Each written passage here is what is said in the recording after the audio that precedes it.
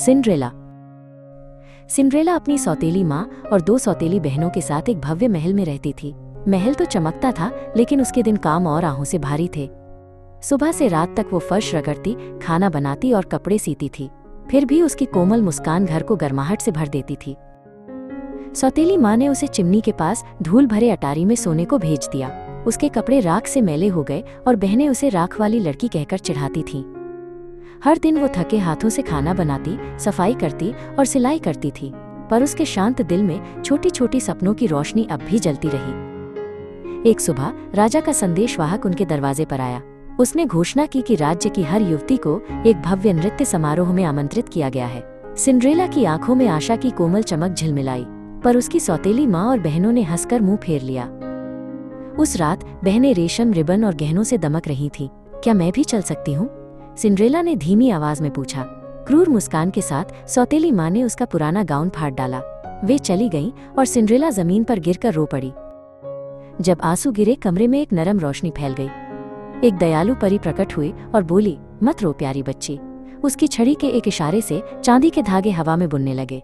फटे कपड़े एक चमकदार गाउन में बदल गए और उसके पैरों में कांच के जूते तारे जैसे चमक उठे। उसकी आंखों के सामने कद्दू फूलकर सुनहरा रथ बन गया। चूहे सुंदर घोड़े बने और छिपकली एक सजे हुए सारथी में बदल गई। याद रखना, आधी रात को जादू समाप्त हो जाएगा, परी ने कोमल स्वर में कहा। धड़कते दिल के साथ सिंड्रेला महल की रोशनी की ओर चल पड़ी। संगीत, हंसी और मोमबत्तियों की रोशनी से भरे हाल में गूंज उठा। सिंड्रेला के प्रवेश करते ही सारा कक्ष विस्मय से शांत हो गया। राजकुमार ने झुककर चमकती आंखों से उसका हाथ थाम लिया। वे ऐसे नाचे मानो समय स्वयं ठहर गया हो। महल की बड़ी घड़ी ने 12 बार बजना शुरू किया। घबराई हुई सिंड्रेला सीढ़ियों से भागी। उसका गाउन चांदनी सा उड़ता रहा। रथ फिर से कद्दू बन गया और जादू रात में विलीन हो गया। सीढ़ियों पर एक कांच का जूता टूटे सितारे की तरह चमक रहा था।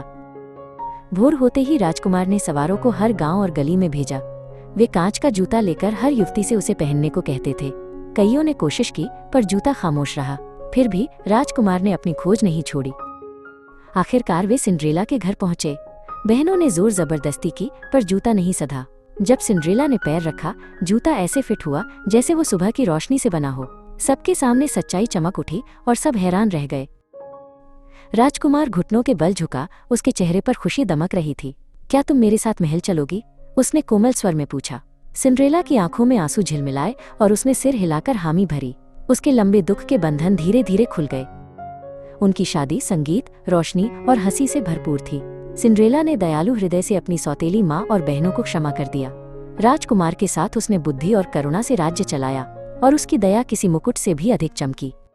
Thank you for watching.